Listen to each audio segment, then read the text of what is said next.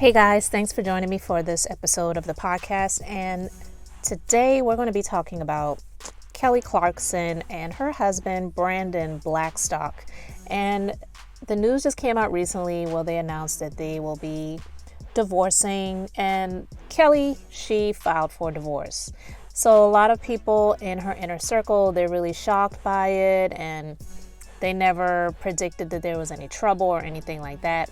But I'm going to read this article and then I'm just going to share my thoughts on it. So this is from Yahoo Entertainment.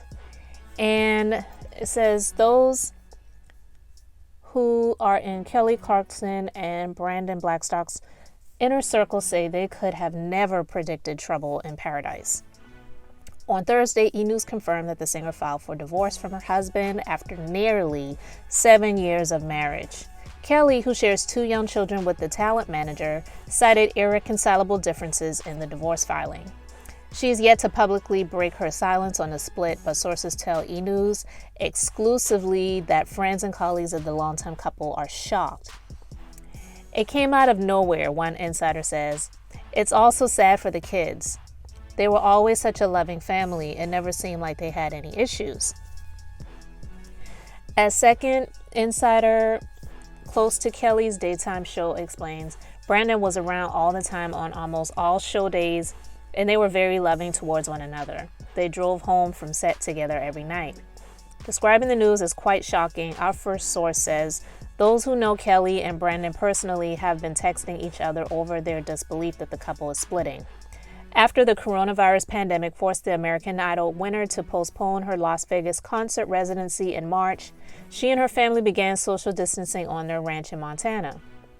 The 38-year-old continued filming episodes of The Kelly Clarkson Show remotely and gave fans a glimpse into life at home with Brandon, their daughter, and son. It's a really beautiful ranch and it's a nice getaway for our family, she shared. It's something Brandon and I have dreamed about since we were both kids. This is what we would call home.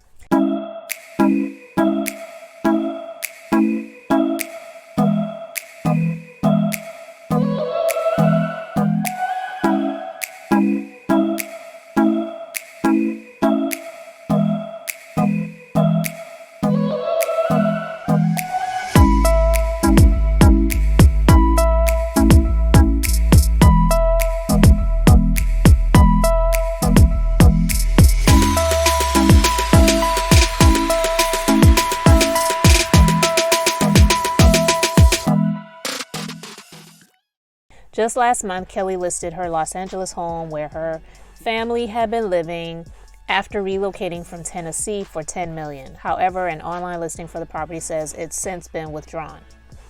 All right, so I'm just going to share my thoughts on this because, one, they're in that Hollywood scene, and divorce is not something that is a shock because it happens all the time. But two, they have been quarantining, and a lot of couples that have had to quarantine together who were most of the time being able to live separate lives. And I don't mean in a sense separate lives in terms of you do your thing and I do mine. And when we come together, it's all good and we're married. But when we're apart, we're single. That's not what I'm saying.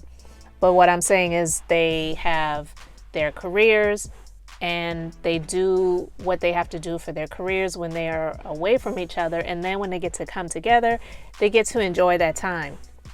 And to be quite honest, I feel like that sometimes can be a great thing. Because when you are married, you're 2 separate people, you're 2 individuals choosing to come together to live a life together. But you're still always going to be 2 individual people. And I know the marriage vow says 2 become 1, but that's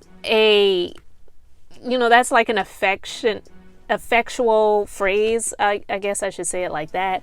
But you're always going to be 2 individual people because I don't care. You may try to compromise. You may try to, I don't want to say lower your standards, but you may try to enjoy some of the things that other person enjoys for the sake of making them feel happy, at times. But you can only do that type of stuff for so long. And so having to be together, quarantining together, having to be together a lot more than you normally had to be That has been a strain on a lot of relationships. Trust me, I know, because I'm married. I've been married for over 20 something years now, and it's not easy. And when you have to come together and be together a lot, it can cause a lot of tension, because unfortunately it can be the little small things that can blow the lid off of everything and cause everything to be destroyed, to crumble, to fail, because you're around each other all the time. And I don't feel like any couple, I don't care if you're married, if you're just dating, whatever, I don't feel like anybody should be around each other every single moment of the day. You need time to be separate and apart. So when you're having to be around each other for those long periods of time, it can cause a strain on a relationship, and you can just start to get on each other's nerves. Just because you got married and love each other doesn't mean that you were planning to be in that type of, situation where you're around each other all the time. But for the friends who said they were shocked and they just didn't see any trouble in paradise, especially for couples like this, they're really not going to put their business out there, and unless, they just have like a few friends that they can really confide in, family members that they can really trust and talk to. No, they're going to act like everything's all good. They're not going to show the weaknesses in their relationship and in their marriage around everyone else. It happens, but I can see that with Kelly Clarkson, because she seems to be a very bubbly type of personality. I don't know how she is in person. I don't know how she is in real life, but for the sake of entertaining, she definitely does have that type of personality. So for the friends that say, oh, they always seem, so happy, and they were coming to work together and leaving together, and they were all smiles and so loving towards each other, that's just good acting. They don't want people in their business. So why? I mean, I understand people can be surprised, but